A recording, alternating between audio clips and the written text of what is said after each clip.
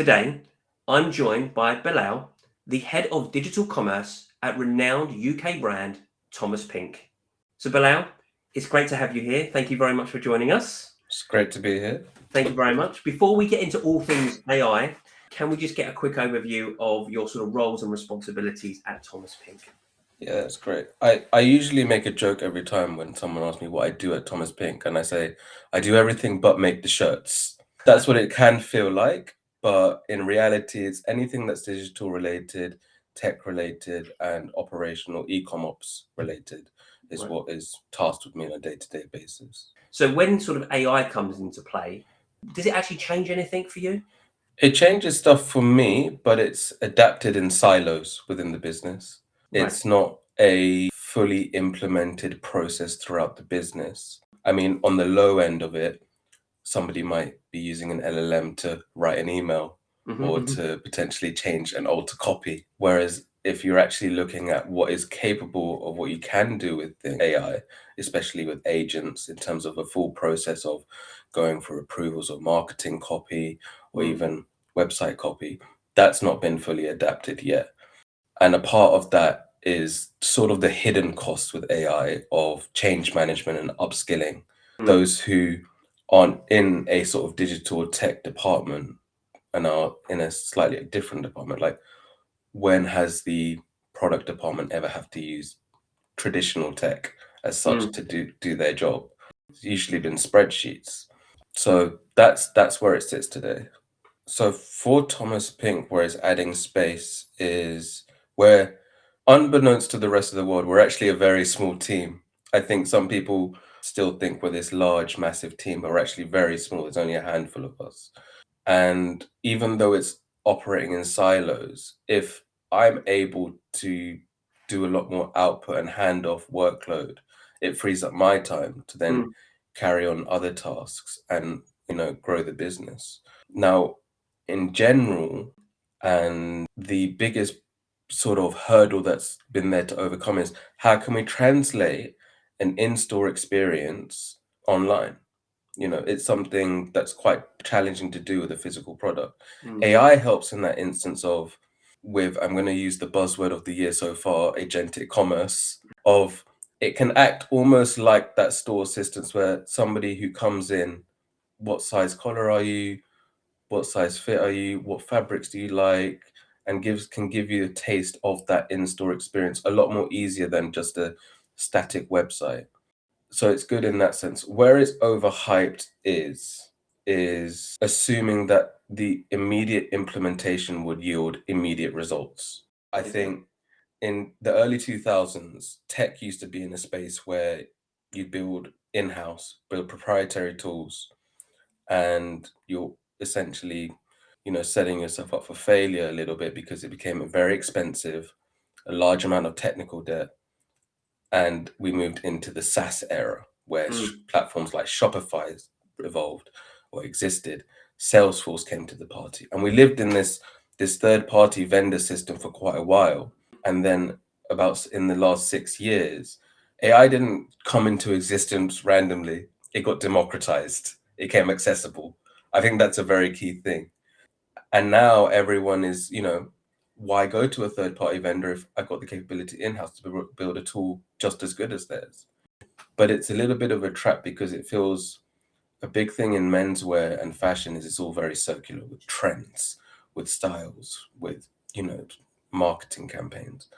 And this feels circular in the sense of, well, we were in building proprietary tools in-house. We went to third-party SaaS solutions. And now because people can vibe code or build stuff, they think, oh, we can just do this now and cut costs and save. And I wonder in whether it's 5 years, 10 years, whether those then become too expensive to manage. On the smaller end, it might be great, but on the larger end, when you need to actually be on top of your compliance, your guardrails, your maintenance capabilities, and then that's when AI maintenance companies will come into play. That's a really interesting point you've just raised. Just unpack that for me a little bit. Well, it depends on what proprietary tools you're building, but in a way, yes, you're building a proprietary tool of it's in-house, you own it, but you're still using third-party solutions to build it. So in the instance of something actually this week or the last couple of weeks that people have been looking at is the token usage in, let's say, Claude, and how you can manage that. Yeah. But it's very easy to go over the top on it if you don't know what you're doing with it. And then on top of that, there's also a massive shift due to various reasons onto Claude. So the workload on it means your usage is not just based on what you do, it's based on what other users are doing. And as you scale, nobody's really proven yet in e-com, I don't believe, I could be wrong, in how when you're scaling AI, how you can do it cost efficiently.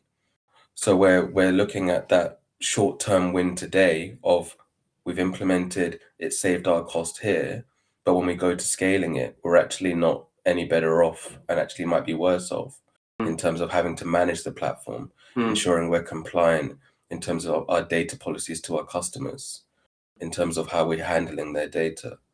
So that's where it starts to become expensive, not necessarily on the tech side alone, but the management of that tech. Okay. Interesting. And that's really good insight as well. And talk to me about sort of your personal experience with AI and what you've adopted. The generative AI space is interesting to me. I mean, 3 years ago, I started trying to generate content because the business was going through a cycle of there was a change of hand of ownership, and also, we were trying to save costs. So it became where, well, I need to promote the brand, but I'm running out of content, and we're not renewing any usage on old content. So what content can I create? And there was a lot of failed attempts in getting any model to generate imagery for Thomas Pink. Especially, there's some things you can get away with in terms of but when your brand is so focused on the details, a button that's misplaced by the AI is something that's hard to cover up with words and a filter. So that's something that's improved massively, but it's a bit of a learning curve still in terms of how well bodied did your prompt need to be and what tool is the best to use. You can't just go into a Gemini, ChatGPT, and Claude, and your prompt might be amazing, but the output is not there for it because that is not 100% built for what your output requires. And that's where you then need to look at other platforms and think about where their semantic layer actually assists you better because they're built for that specific task. So that's an area that's improving and failed for, put on a personal note, for Thomas Pink. An area it assists massively on. One of the biggest drivers of traffic to the Thomas website is SEO.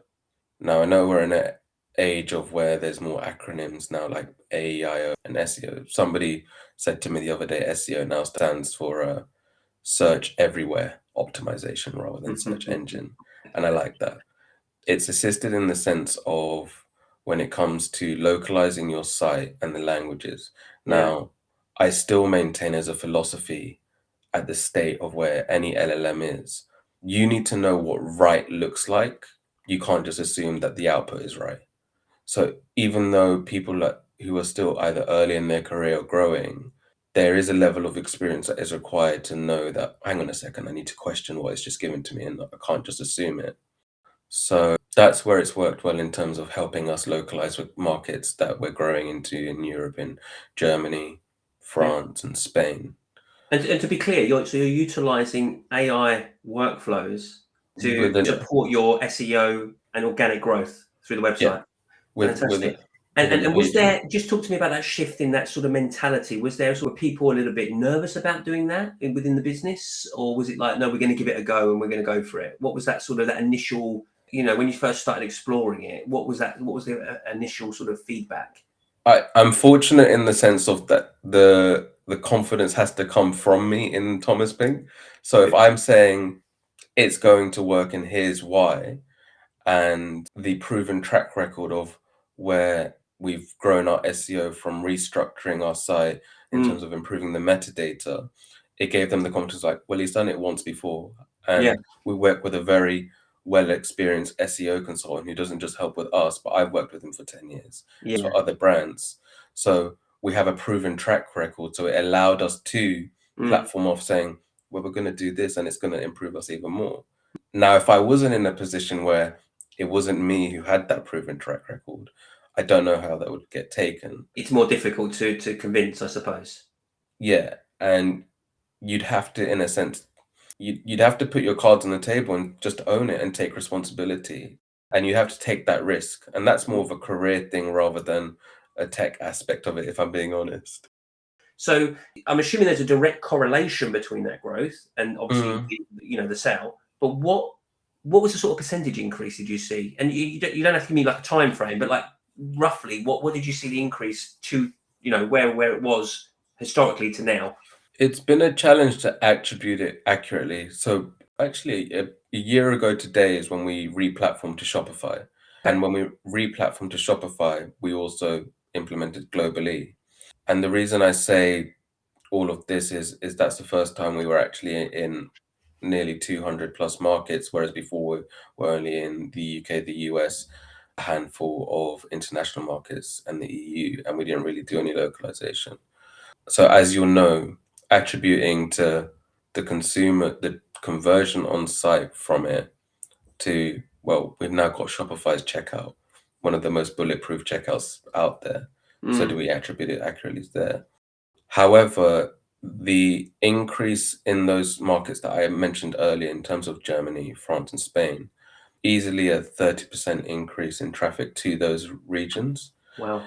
Now, one of the beautiful things about when you are doing SEO is you're getting high intent customers from those searches. Yeah. Those keywords you're bidding or aiming for are not people who are just, randomly found your site or anything like that. There's high intent, so you're more likely to purchase. But there was a roughly 20 to 30% increase in traffic from those regions. Whereas before, I could say there was like 100 odd people coming, and now it's way more, and it's constantly growing. That's the positive thing. It's not slowing down. And And that's because you've adopted this sort of AI agent, AI sort of workflow process. speed is speed. That's the king. Speed will always win, Yeah. even if it might not be perfect sometimes. Speed in terms of adopting it, Yeah. I think there's, if you can make a decision at speed, and you can do so freely because you know that if it is the wrong decision, it's reversible, then do it at Yes. speed. If Yes. it's not reversible, okay, then I would take a bit more of a Yeah. caution to it. But I think No. speed, when it is a reversible decision, then speed is king in that instance. And I think a massive area where I actually do want it to be adopted is for product imagery. Right. Okay. The time for production, and then that whole process feels very sluggish when you look at it now and what's possible of your product flat lay shots. The shirt gets made, and usually you get a golden sample or anything, and you can either have it shot in the same country as the product is produced, and you have those images before the product even lands in your warehouse.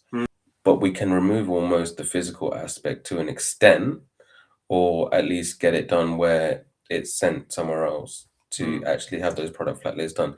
That, and I think more importantly, at a cost efficient price.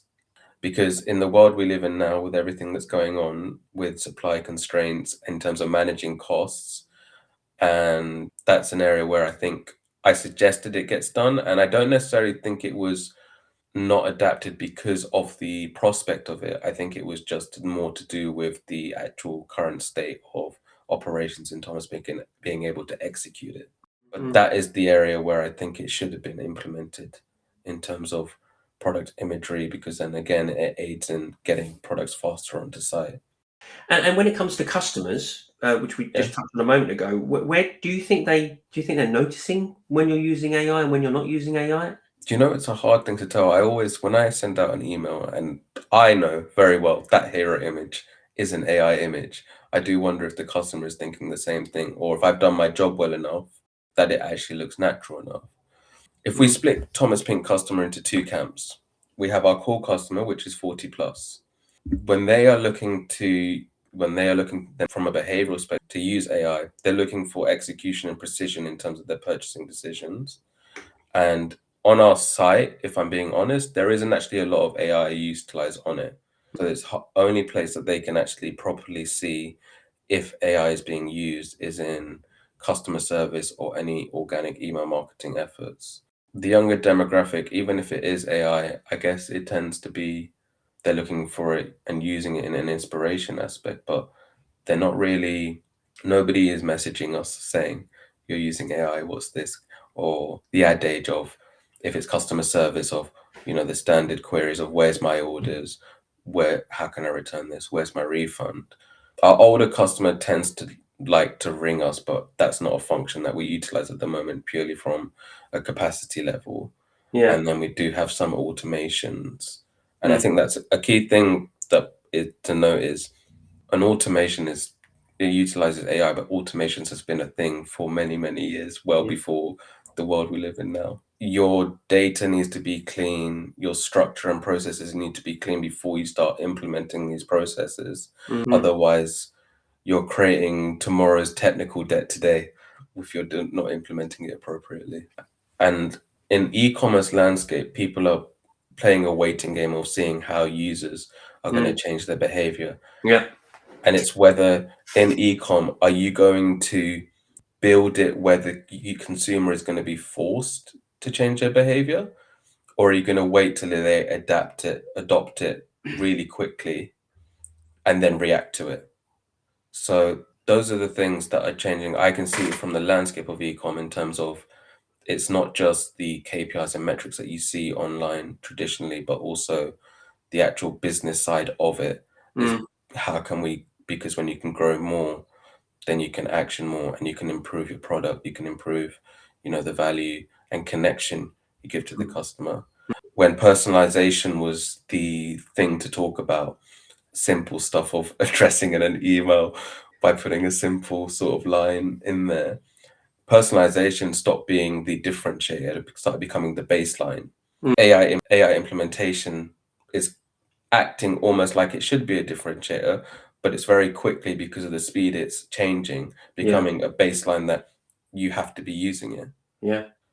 So that's how the whole landscape is shifting there. And everyone keeps talking about AI, and the acronym starts to make you twitch a little bit every time you hear it. What do you think is going to matter more from adopting AI over the next year? What do you think is going to happen? In a gloomy sense, it'd be interesting to see, and this is from varying levels of businesses, in terms of small, medium, and large, of how much of the workforce and the management thinks we don't need this many employees and there'll be layoffs. That's a real concern, because as great as it is, there's a lot of human touches on certain areas of the business that will be lost, because it can be efficiently done by an AI agent, because the processes in using AI has become a lot more clear on how to utilize it. The management of the cost of it at this stage is manageable. So I think businesses might shrink in headcount, and that's what I think will be interesting to see how that goes over the year. And then in terms of how it's utilized, I haven't seen it effectively utilized on any site, and I could be wrong, of AI works great on desktop websites. I haven't seen it done well on a mobile site. Okay, that's interesting. So I'd be interesting to see how that changes in the terms of e-com. I think there's probably large scope for performance marketing, how Meta's AI changes how you performance of your ROAS on those ads. Google search is changing quite rapidly. Very true. And I could search incognito Thomas Pink, refresh the page, and it's a different looking page altogether. Right. So I think your SERP, paid performance marketing, AI on e-com on mobile sites is where I think is the biggest things that are going to change over the year. And then from the other end of it, the external end of it, I think we're already there in terms of users accept it. They accept to see it. If somebody tells them, oh, this is AI, by the way, it's like, oh, okay, cool. If you had to give one piece of advice to someone in e-commerce at the moment who are thinking about AI right now, adopting it, looking at it, whatever it might be, what would the advice be? I can't really give a broad spectrum advice, but I'll give it at different levels. The first one is we're officially past the hype phase of AI. So it's a baseline now. If anyone is entering an e-commerce world as a junior, you need to be on top of it. And then, ironically, you can use an AI to get up to speed quite quickly. For anyone mid to senior level, if an AI tool is not showing you a clear path to margin protection within 90 days, heed warning, because you'll get heat from up above. And I think the final tip I would give is don't just utilize AI for the sake of utilizing AI. There has to be value, there has to be return, not just to the business, but in a moral sense to the customer. Yeah. Thank you very much for your time. I really appreciate it. It's been enlightening, and clearly you know your stuff, and it's great to hear that you've been adopting sort of AI tools within your business. Really appreciate it. And yeah, we'll see you soon. Thank you for having me.